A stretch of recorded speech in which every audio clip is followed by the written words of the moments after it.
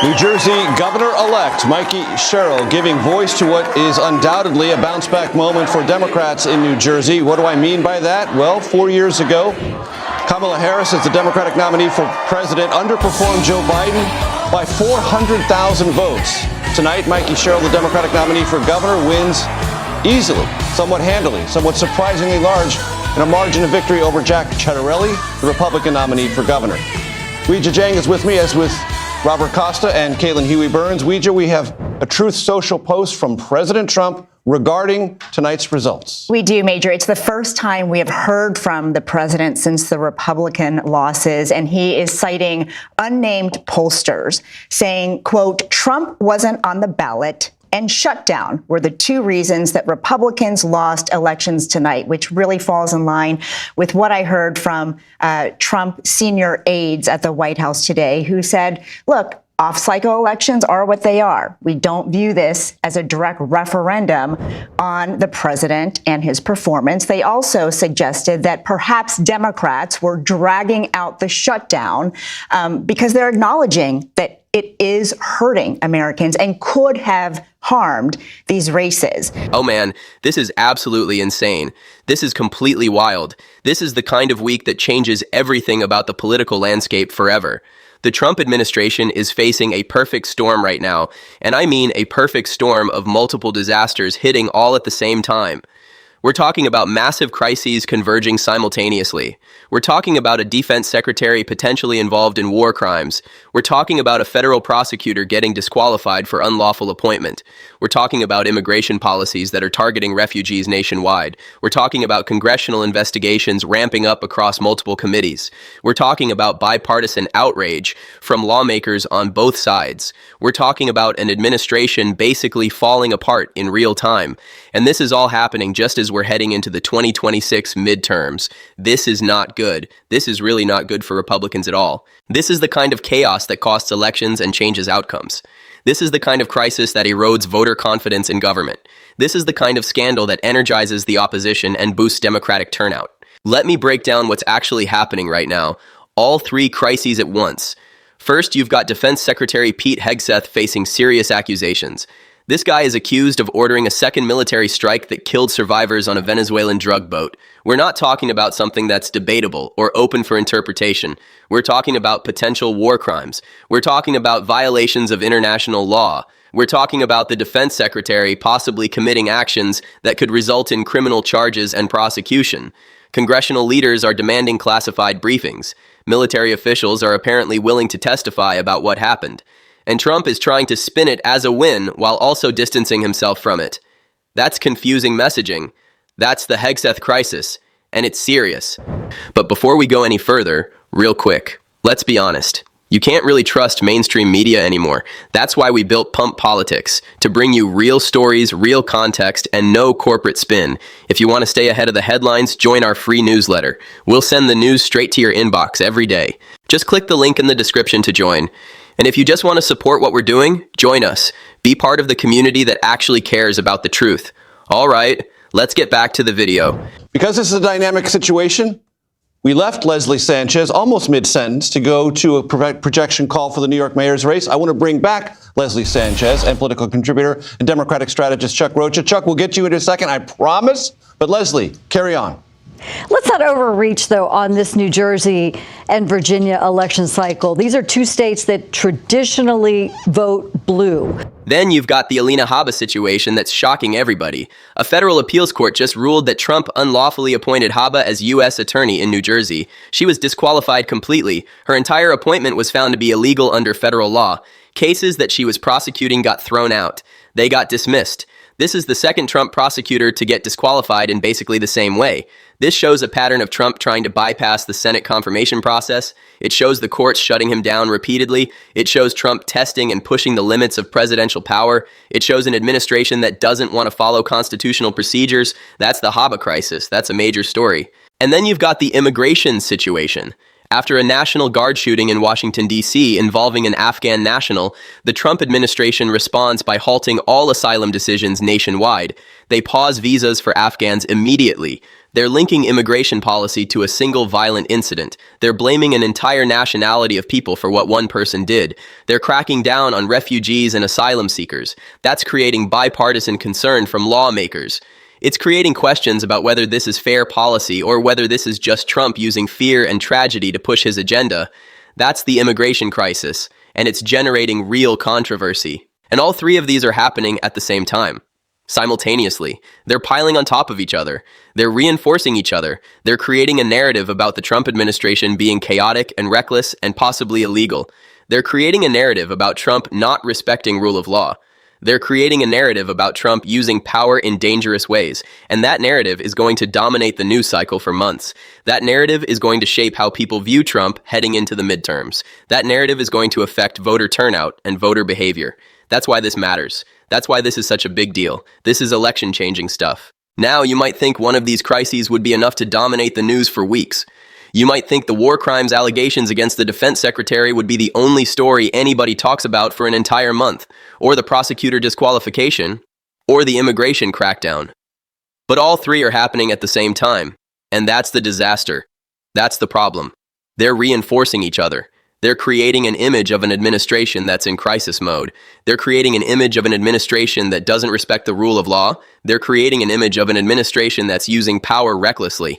And come on, that's exactly the kind of thing that hurts a party in the midterms. That's exactly the kind of thing that costs candidates elections. This is the playbook for losing. And Senate Minority Leader Chuck Schumer and other lawmakers are calling for transparency and accountability. They're demanding briefings. They're demanding answers. They're pushing back hard against the administration on all fronts.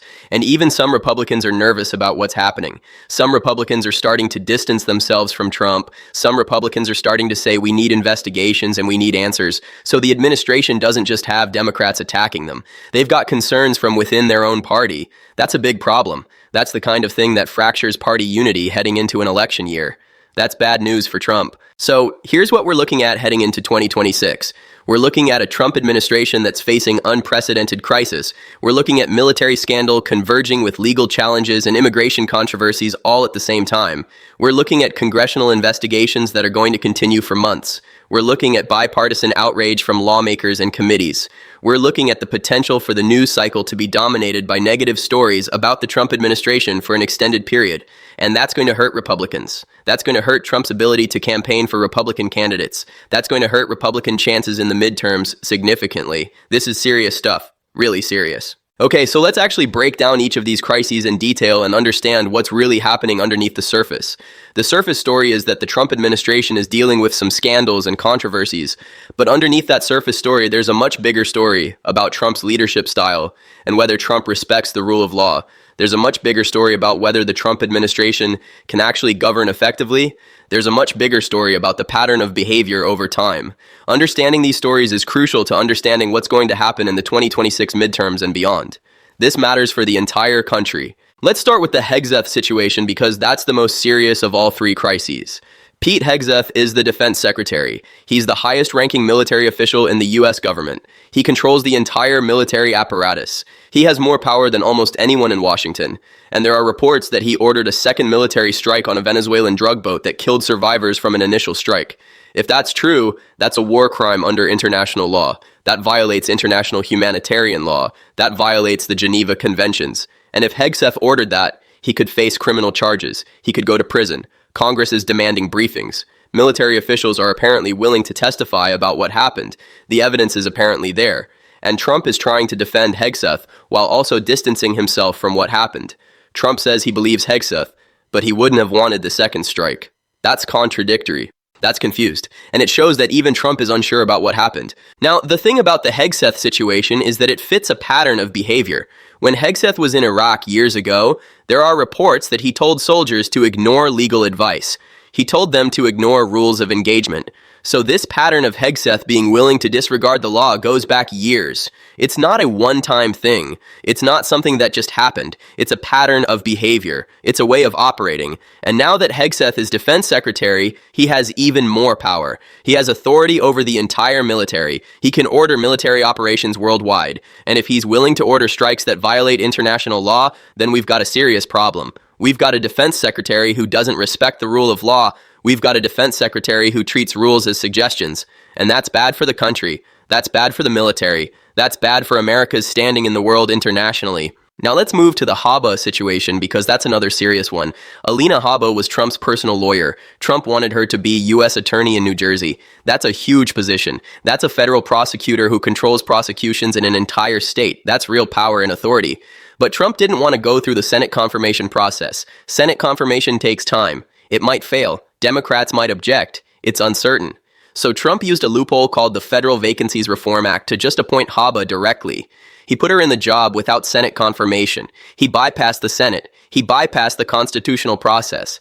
And attorneys who were being prosecuted by Habba challenged whether she even had the authority to prosecute them. And the Federal Appeals Court agreed with them completely. The court ruled that Habba was appointed illegally. She didn't have the authority to be U.S. attorney, and now all her cases are being thrown out. Cases are being dismissed. Now, this is the second Trump prosecutor to get disqualified in basically the same way. This shows a pattern. This shows a pattern of Trump trying to bypass the Senate confirmation process. This shows a pattern of Trump trying to put loyalists in positions of power without going through the constitutional process. And the courts are shutting him down. The courts are saying you can't do that. You have to follow the law. You have to get Senate confirmation. You have to follow the Constitution. And that's good. That's the courts doing their job. That's checks and balances working the way they should.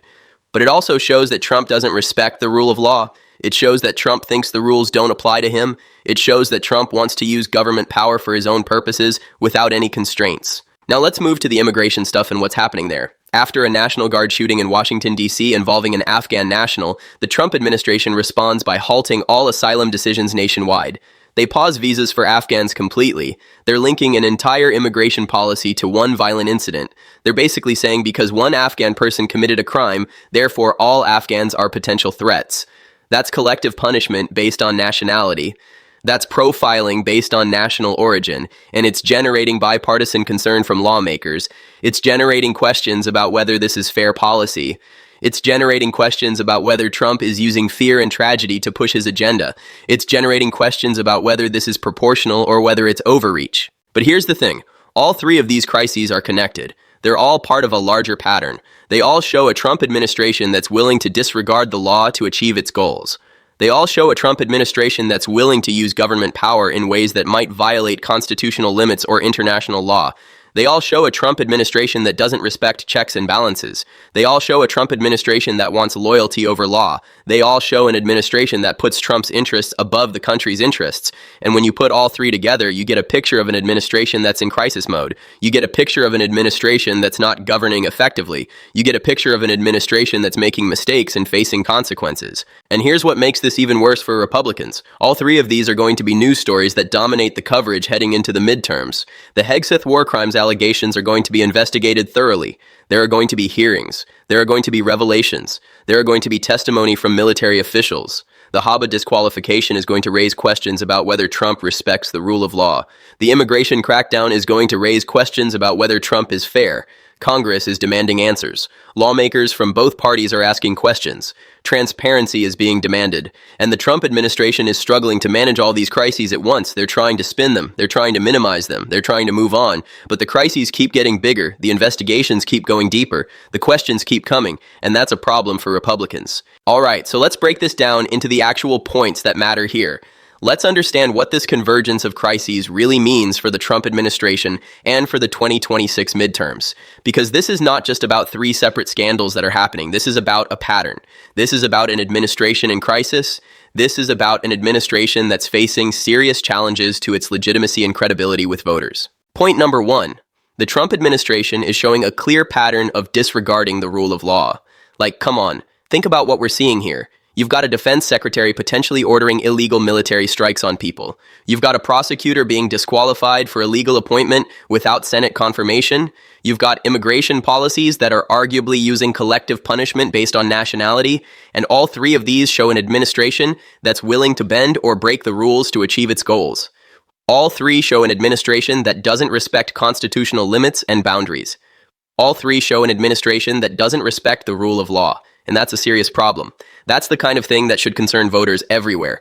That's the kind of thing that should concern Congress and lawmakers. And it is. Congress is investigating. Lawmakers are demanding answers. The courts are stepping in and blocking illegal actions. But the pattern is clear. Point number 2.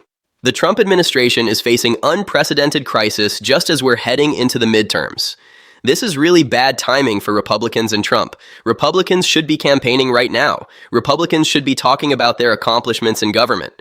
Republicans should be energizing their base. But instead, Republicans are dealing with scandal. Republicans are dealing with investigations. Republicans are dealing with crisis. And that's going to dominate the news cycle for months. That's going to shape how people think about the Trump administration. That's going to affect voter turnout and voter behavior. Democrats are energized. Democrats are angry. Democrats have ammunition. They can point to these controversies. They can point to these patterns. They can say, this is what Trump's second term looks like. This is what Trump does when he has power. And that's going to resonate with voters. That's going to hurt Republicans in the midterms. Point number 3. The Trump administration is fracturing along different fault lines. You've got some Republicans defending Trump completely. You've got some Republicans starting to distance themselves from Trump. You've got some Republicans calling for investigations and transparency. So the party is not unified. The party is fragmenting. And when a party fragments in an election year, that's a problem. That's the kind of thing that costs candidates elections. You need party unity to win elections. You need party cohesion. You need everyone working together, but that's not what's happening. There's division, there's disagreement, there's Republicans starting to go their own way, and that's going to hurt Republicans in the midterms. Point number 4. This is going to shape the entire 2026 midterm campaign from start to finish. Come on, think about how this is going to play out over the months ahead. Democrats are going to hammer Republicans on the rule of law. Democrats are going to hammer Republicans on Trump's disrespect for constitutional limits. Democrats are going to hammer Republicans on military scandals and legal controversies. Democrats are going to hammer Republicans on immigration and how the administration is treating refugees and asylum seekers. And Republicans are going to be on the defensive. Republicans are going to have to explain and defend Trump's actions. Republicans are going to have to defend prosecutorial appointments and military strikes and immigration policies.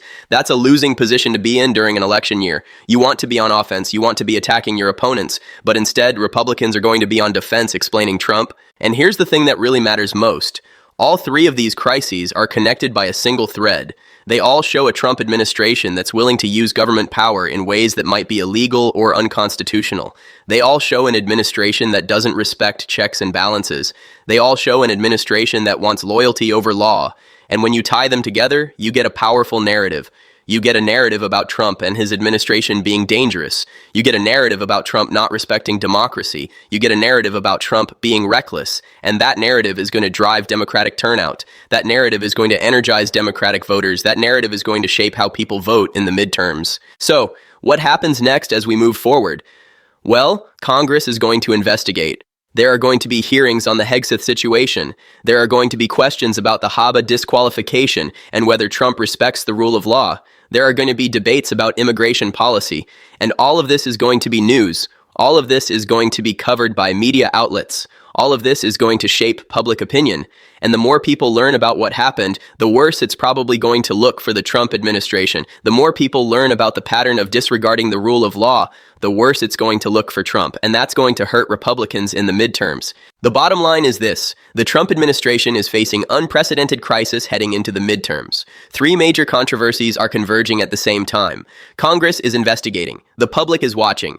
Democrats are energized. And Republicans are on the defensive. That's a recipe for losing elections. That's the kind of thing that costs a party control of Congress. That's the kind of thing that changes the political landscape. And we're only just at the beginning. We're only in December 2025. The midterms are in 2026. That's months away. That's a long time for these stories to play out. That's a long time for Congress to investigate. That's a long time for the Trump administration to face crisis. And over that time period, these stories are only going to get worse for Republicans. This convergence of crises is going to shape the entire midterm election and beyond.